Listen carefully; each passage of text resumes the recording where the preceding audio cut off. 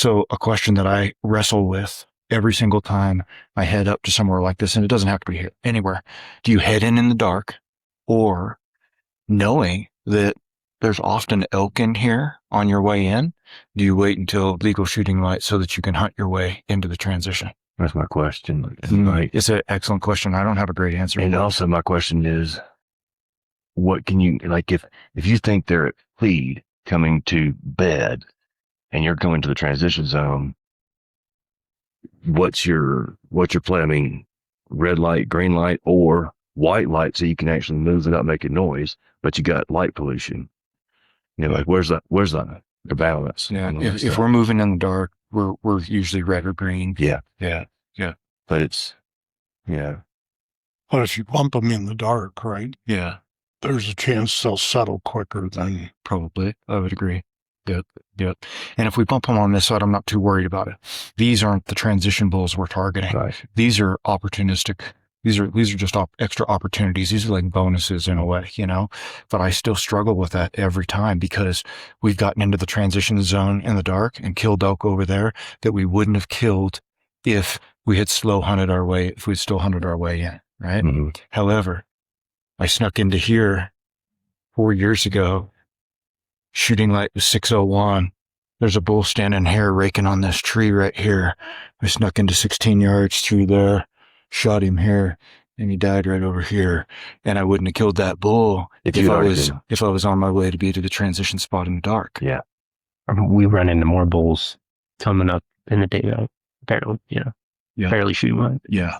Coming up, maybe even, I don't know, it might be 50-50. The number of bulls that we've encountered on this side versus the transition zone. Sometimes we'll encounter a bunch of bulls over here one morning, get into the transition zone, and we don't have an interaction all morning. We're like, oh, that stinks, you know.